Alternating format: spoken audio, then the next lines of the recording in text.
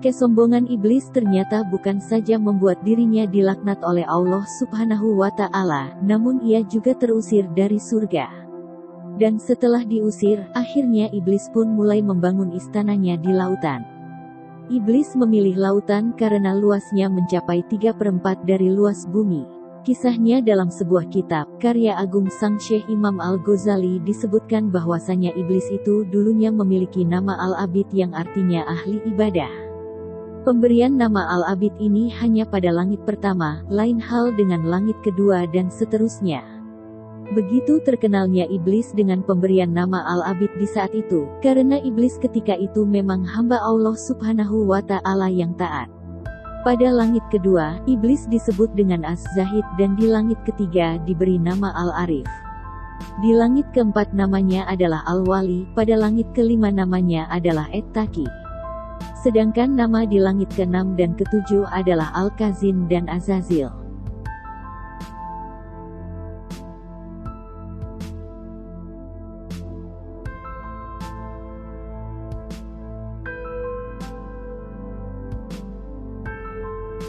Awalnya, iblis termasuk dari salah satu malaikat penghuni surga yang doanya terkenal makbul. Karena doanya yang ampuh tersebut, malaikat-malaikat lain meminta kepada iblis untuk didoakan agar para malaikat tidak tertimpa laknat Allah Subhanahu wa Ta'ala. Peristiwa itu terjadi manakala malaikat Israfil yang sedang berkeliling mengitari surga mendapati sebuah tulisan. Tulisan tersebut berbunyi, seorang hamba Allah Subhanahu wa Ta'ala yang telah lama mengabdi akan mendapat laknat Allah Subhanahu wa Ta'ala dengan sebab menolak perintah Allah. Tulisan itu berada di salah satu pintu surga, dan tak pelak lagi, tulisan itu telah membuat malaikat Israfil menangis terseduh. Ia takut sekali, hamba Allah Subhanahu wa Ta'ala yang dimaksud adalah dirinya. Tak hanya malaikat Israfil, para malaikat lain juga turut menangis, di mana malaikat-malaikat lain itu juga memiliki kekuatan sama seperti malaikat Israfil. Akhirnya mereka sepakat untuk mendatangi iblis yaitu Azazil, dan meminta didoakan agar tidak tertimpa laknat dari Allah Subhanahu wa Ta'ala.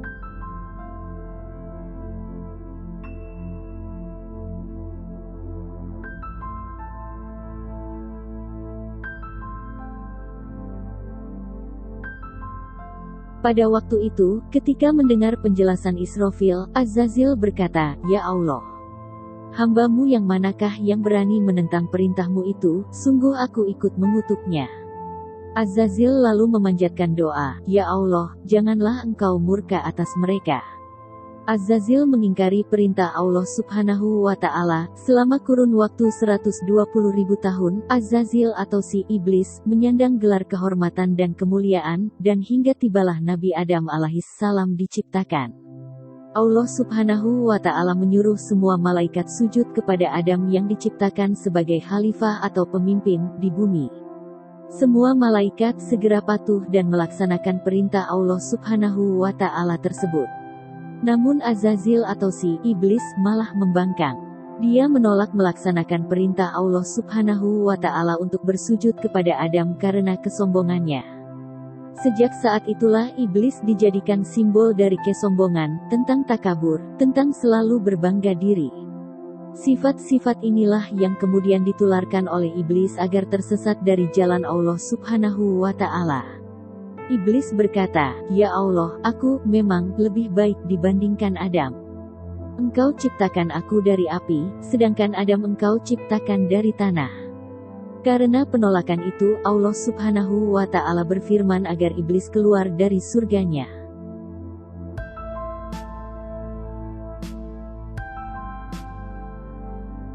Iblis mendirikan istana di lautan. Sejak iblis terlempar dari surga, iblis membangun singgasana dan istana di lautan. Hal itu dimaksudkan untuk menandingi aras Allah Subhanahu wa Ta'ala yang berada di atas air di langit ketujuh. Dalam sebuah riwayat Imam Ahmad radhiyallahu anhu, Rasulullah shallallahu alaihi wasallam bersabda, "Apa yang kamu lihat?" "Saya melihat singgasana di atas lautan yang dikelilingi oleh beberapa ular," jawab ibnu saya.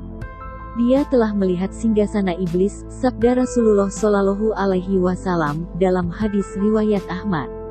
Sedangkan menurut Ibnu Katsir dalam bukunya yang berjudul Al-Bidayah wa Nihayah, menjelaskan bahwa iblis mempunyai banyak tentara dan memilih lautan sebagai istana. Seperti diketahui bahwa luas lautan mencapai 3/4 dari bumi. Oleh karena itulah ia menempatkan kerajaannya di lautan agar ia lebih leluasa memerintah bala tentaranya yang jumlahnya sangat banyak sehingga memerlukan pusat kerajaan yang luas. Sedangkan lautan adalah termasuk daerah yang sangat luas.